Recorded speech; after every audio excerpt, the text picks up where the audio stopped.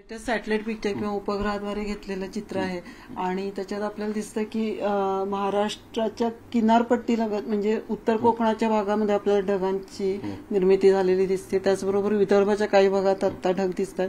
त्या व्यतिरिक्त महाराष्ट्राच्या बऱ्याचशा भागात आपण बघू शकतो की व्यवस्थित ढगांची निर्मिती झालेली नाही किंवा क्लाउड फ्री, ज्याला आपण आकाश निरभ्र आकाश किंवा पार्टली क्लाउडी अशा पद्धतीचं आहे. आणि याच्याबद्दल असं मान्सूनचा जो ऍडव्हान्स आहे किंवा जी उत्तरेकडे वाटचाल होती ती आपण पाहिली की 6 जूनला यावर्षी महाराष्ट्रात दक्षिण महाराष्ट्रात मान्सून दाखल झाला, वेळेच्या आधीच 1-2 दिवस.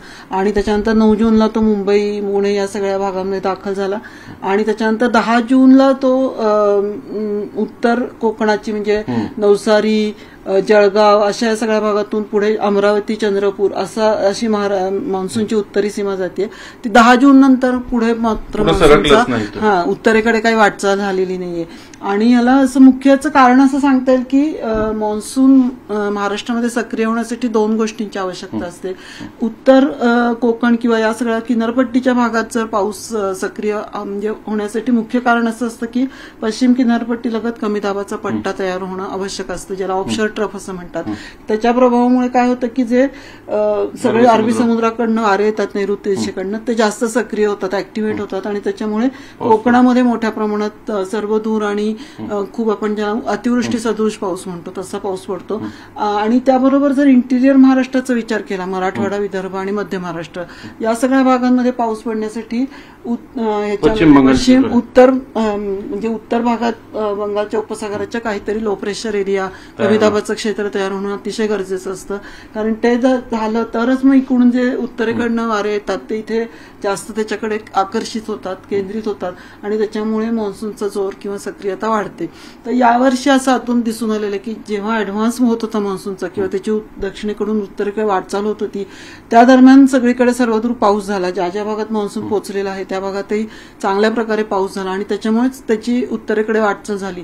पण त्याच्यानंतर बंगालच्या उपसागरामध्ये किंवा अरबी समुद्रामध्ये या दोन्ही भागांमध्ये ज्याला मान्सूनच्या सिस्टीम्स, सिनॉप्टिक सिस्टीम्स म्हणतात, म्हणजे कमी दाबाचा पट्टा, कमी दाबाचं क्षेत्र, अशा पद्धतीची काही निर्मिती झालेली नाहीये अजूनपर्यंतही. किती तारखेपासून कधीपर्यंत सीझन म्हणजे 1 जून पासून आपण मान्सून सीझन मानतो. 1 जून ते 30 सप्टेंबर असा हा मान्सूनचा 4 महिन्याचा सीझन किंवा या सीझन मध्ये अजून इकडे एकही फॉर्मेशन सिस्टीम 1 जून नंतर या बंगालच्या उपसागरामध्ये किंवा अरबी समुद्रामध्ये दोन्ही भागामध्ये एकही सिनॉप्टिक सिस्टीम अजून तयार झालेली नाही. कमी दाबाचं क्षेत्र म्हणा, कमी दाबाचा पट्टा म्हणा, असं झालेलं नाहीये.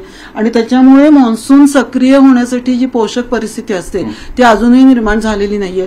जो जिथे जिथे मान्सूनचा पाऊस पडतोय तो विशेषतः स्थानिक कारणांमुळे किंवा आपण ज्याला म्हणतो मेघगर्जन, थंडरस्टॉर्म ऍक्टिव्हिटी अशा सदृश पाऊस पडतोय. पण ज्याला एक सर्वदूर सर्वव्यापी पाऊस पडतो जेव्हा मान्सून करंट सेटल्ड होतो किंवा मान्सून स्थिरावतो राज्यामध्ये आणि जेव्हा सर्वव्यापी सतत पाऊस पडतो किंवा जास्त काही ठिकाणी बऱ्याच ठिकाणी मुसळधार अतिवृष्टी अशा पद्धतीचा जो पाऊस असतो, जो टिपिकल मान्सूनचा पाऊस असं आपण म्हणतो, तसा पाऊस अजूनही राज्यात झालेला नाहीये.